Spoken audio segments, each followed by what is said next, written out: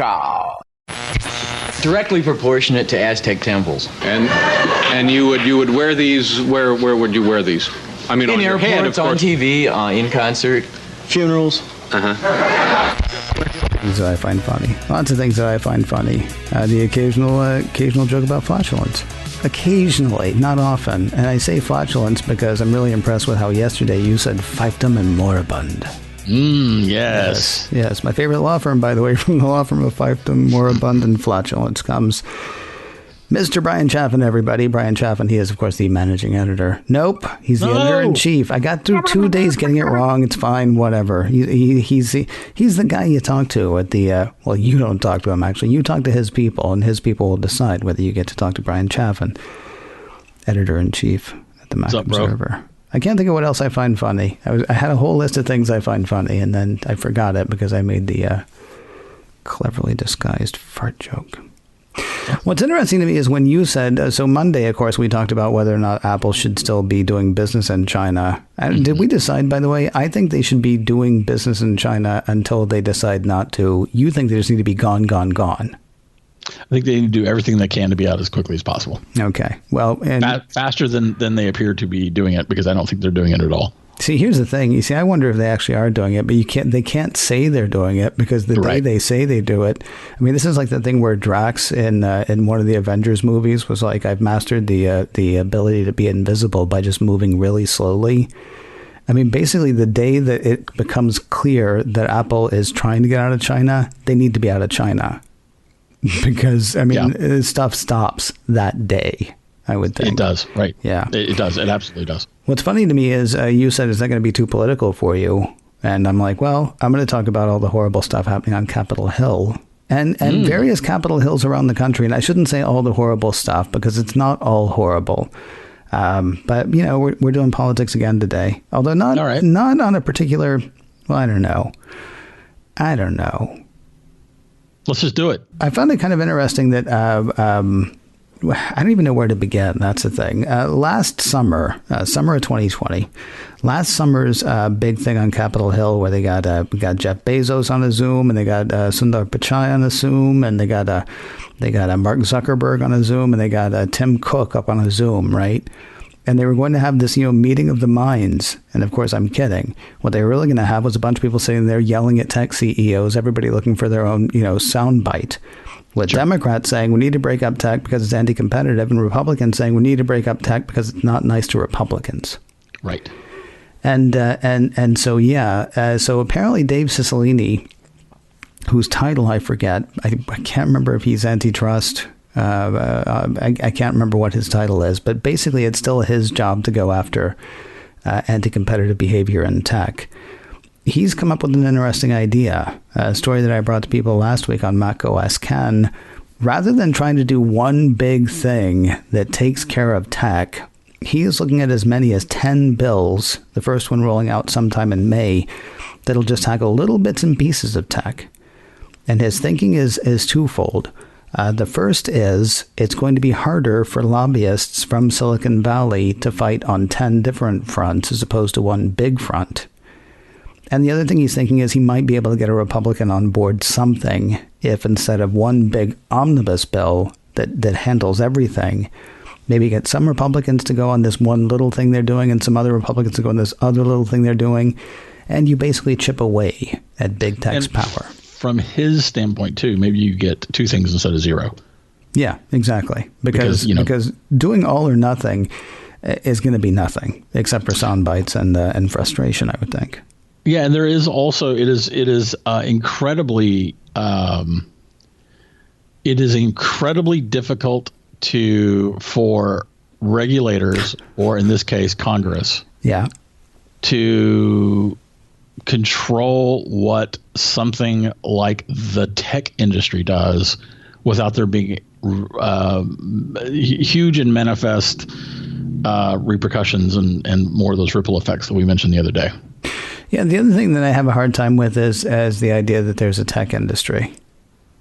I mean, there are big companies that are in technology, but I would argue that while some of them the Venn diagram may be of like location, and some of the stuff that they do, they may overlap in places, but they're all different companies with their own different things. Do you know what I mean? I think we've talked about this before. You said you don't want Congress going in and legislating on a particular company, like going in and making the Apple law or going in and making the Google law or something like that. That's been necessary in the past in terms of ye old Standard Oil. There were laws that were essentially tackling specifically Standard Oil. I don't think we have that kind of situation today, though. Okay. We don't have a Standard Oil situation in technology. I mean, look at Apple, for instance. I think Apple probably has a majority share in the U.S. market for smartphones.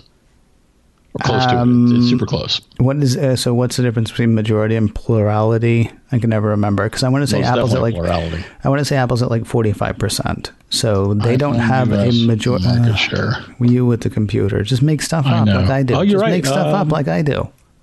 It is not. It is not over 50%. Right. Yeah, so they don't even have a majority, but they do make the vast majority of all the profits. Yes. Well, and so, what does that mean? I mean, like, yeah, and they don't have the largest number of users in their app store, and yet their app store probably matters a lot more than Google Play does. I would think that that's true as well. But doesn't that all mean, though, that everybody can just go ahead and anyway, see, I kind of want to talk about that, but I also kind of want to talk about the other thing that's happening in a bunch of state houses across the country. Because at the same time that's happening, you've got tech hotbeds like North Dakota and Arizona, and I can't remember where the other ones are, but places, where technology really grows and thrives and lives and breathes, going after the way app stores are run. And it's because a bunch of lobbyists who are working with the Coalition for App Fairness, which, lest we forget, was a thing that was created out of whole cloth by Tim Sweeney. Tim Sweeney, the guy from Epic, the CEO of Epic, saying, hey, Apple's unfair and all these apps should get together. And so they all get together and theoretically they're going to make their case. But really what they're doing is they're sending lobbyists out all across the country and saying, hey, it would be great if you made it easier for you to do business or for us to do business here in North Dakota. So go ahead and pass this legislation, and then the legislation dies. And then they go to Arizona and say, go ahead and pass this legislation, and the legislation gets killed. And one of the founding members, I believe, or one of the early members of the Coalition for App Fairness, the email marketing thing, Hey, David Heinemeier Hansen, came out last week and said, wow, lobbyists killed what we were trying to do in Arizona. As if what they were trying to do in Arizona wasn't started by lobbyists. Right. Yeah, okay. So I'm not the only one who saw that. Yeah, no, the whole thing stinks to high heavens, stinks of ridiculousness and shenanigans, left, right, and center. See, here's the thing. I have no problem, and I talked about this a few weeks ago, and time means nothing anymore. Seriously, I thought you were on like 4 weeks ago, and it turns out you were on like 8 or 9 weeks ago. So what do I know anymore? But I talked about this a few weeks ago with Mike Rose. And the thing is, I do believe that tech needs to be regulated, or at least an eye needs to be kept on it. But I'm seeing a similarity between what Cicilline is doing, saying, right, we're going to hit tech from so many sides, they're not even going to be sure which side to, fight back on. And then you've got the Coalition for App Fairness, who's like, right, can anybody find Wyoming on a map? Okay, good. Get somebody to Wyoming then, because we're going to sue them there. And we're going to sue them in Arizona. We're going to sue them in North Dakota. By the way, I drew Wyoming out of a hat. Wyoming, as far as I know, has not been in play in this whole thing. But I know that North Dakota and Arizona have been. And there's a similarity, it seems to me. It's I don't want to go so far as to say death by 1,000 cuts, because none of this is death for Apple nor for Google. It's a pain, but it's a thousand thorns in their side, it seems. It is, yeah. Yes, I suppose that is right.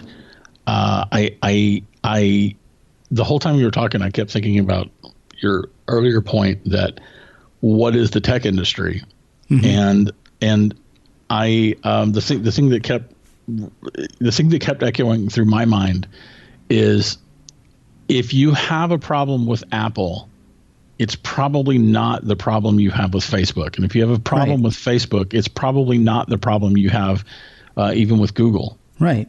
Et cetera, et cetera, et cetera. Each of these companies has different issues depending on who you are and what it is that you're wanting. And I don't think that I don't know what could be done from a law or regulation side when it comes to these various companies, and that's assuming that you even have a problem with one of these companies. Right.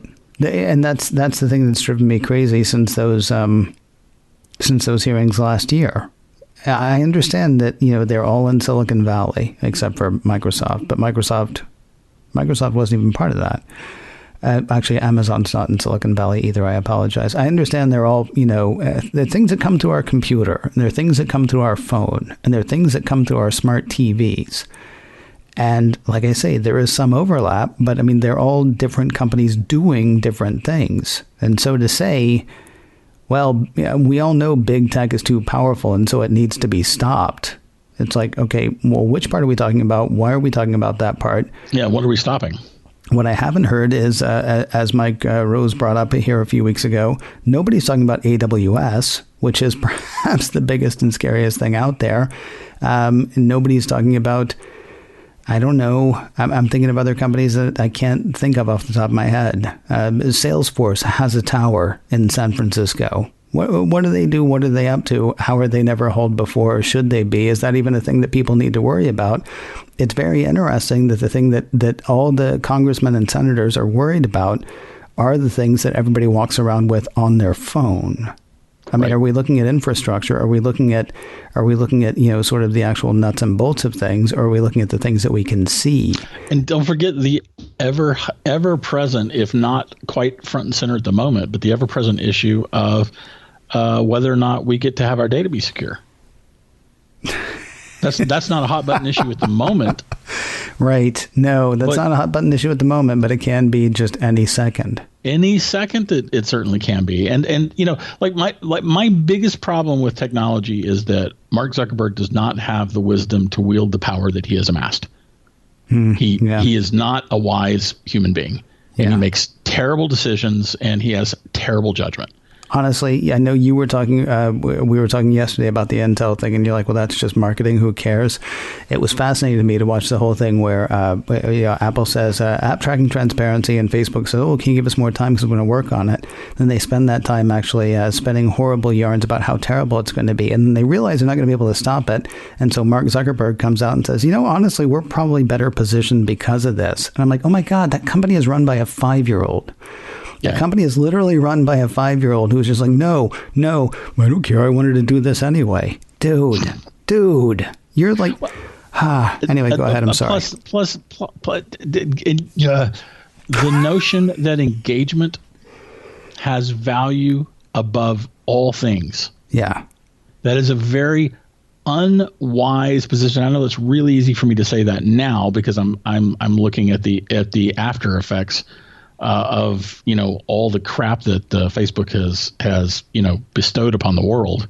Yeah. But my point too is that that's my issue with big tech right now. Well, here's the thing though. It's Facebook. Okay. And Mark Zuckerberg. Yeah, that one's pretty bad. I do dislike that one. Although I think your argument about engagement honestly was made wonderfully by Les Moonves, and I want to say 2015 or 2016. It was before the presidential election had been decided. And whether you think Trump was good for the country or bad for the country, whatever, what Les Moonves said at the time was he may be bad for America, but he's good for CBS. Right. That's engagement above all else. And that... Yeah, different kind of engagement. But yes. Well, yes and no. It's I don't care what's being said as long as people are watching me while it's being said, so that I can make the $10, $20, selling soap flakes or whatever. Right. That's basically the same thing that's happening on Facebook as well. Yeah, too. fair enough. They don't care what's being said as long as it's being said on Facebook, and then they can turn around and use that information to sell access to you. Right. Because what Moonves was not, he wasn't saying he may be bad for America, but he's good for CBS. That was not because he's going to, make things better for broadcasting. It was because people were watching the news. It's because people could not tear their eyes away because they were, interested, concerned, worried, whichever, about what was going to happen next. And that way, this thing that was a flaming show. I'm not even saying it could have been a flaming pile of wonderfulness or a flaming pile of something else. The flaming show was all he cared about, because where do people turn? The Tiffany Network. See also Twitter. See also YouTube. See also Facebook. Yeah.